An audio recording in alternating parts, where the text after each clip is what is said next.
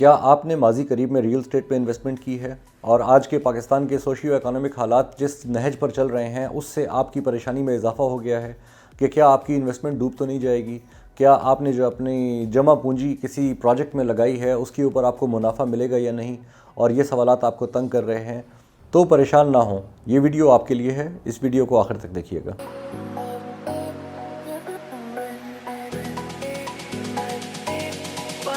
بسم اللہ الرحمن الرحیم۔ محمد جہانزیب ابراہیم اسماعیل مارکیٹنگ سے۔ اس وقت دو طرح کے لوگ ہیں جو پاکستان کے حالات کی وجہ سے اور اس کا جو ریئل اسٹیٹ کے اوپر امپیکٹ آ رہا ہے اس کی وجہ سے پریشان ہیں۔ ایک وہ لوگ جنہوں نے ماضی قریب میں اپنی انویسٹمنٹس کی ہیں مختلف سوسائٹیز میں، مختلف ہائی رائز پروجیکٹس میں، اور ان کے پیسے یا ان کی انویسٹمنٹ اس وقت بہت سارے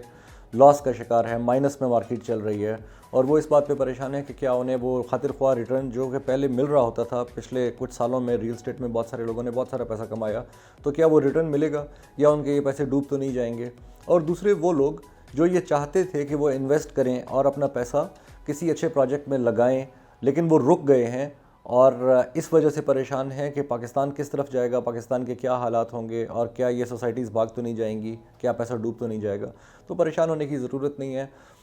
اسٹاک ایکسچینج میں یا ریئل اسٹیٹ کی مارکیٹ میں ایک ٹرمینالوجی یوز کی جاتی ہے کہ جی بائنگ ٹائم یا سیلنگ ٹائم۔ اگر میں اپنی رائے کا اظہار کروں تو پاکستان میں اس وقت ایسا ٹائم چل رہا ہے کہ ہر چیز آپ کو بہت مناسب قیمت پہ مل رہی ہے، جو اس کی ایک بیس ویلیو تھی اس سے بھی نیچے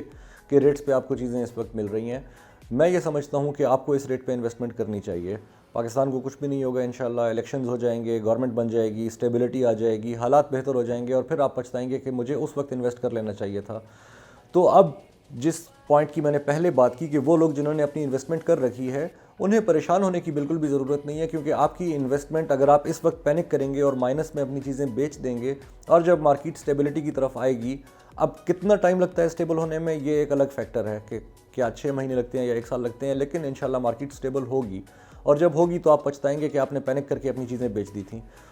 تو اس وقت اپنی پراپرٹی کو ہولڈ کیجئے، آپ نے کہیں بھی انویسٹمنٹ کی ہے، مارکیٹ کے بہتر ہونے کا انتظار کیجئے، آپ کو اچھے ریٹرنز ملیں گے انشاءاللہ۔ نمبر 2 پہ وہ لوگ جو کہ اپنا سرمایہ لگانا چاہ رہے تھے لیکن فی الوقت وہ اس بات کی وجہ سے رک گئے ہیں کہ کیا انہیں نقصان کا سامنا تو نہیں کرنا پڑے گا، تو آپ ضرور انویسٹ کیجئے۔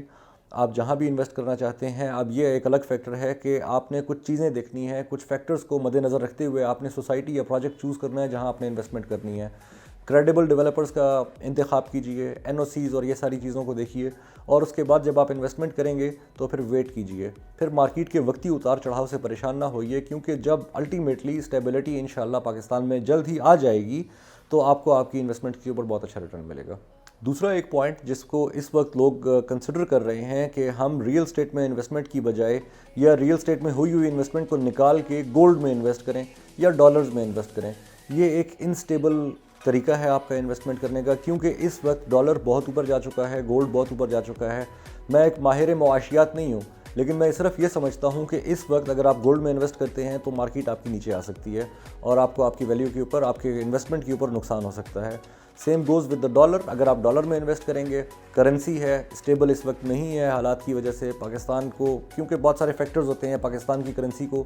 ڈی ویلیو ہونے میں اثر انداز ہوتے ہیں، یا پاکستان کی کرنسی کے اسٹیبل ہونے میں اثر انداز ہوتے ہیں، تو بہت ساری اسٹڈیز ہوتی ہیں۔ اگر آپ نے صرف سٹا کرنا ہے، آپ نے صرف پچھلے کچھ دنوں کے چارٹس دیکھنے ہیں اور اس کے اوپر انویسٹ کرنا ہے، تو گو ہیڈ،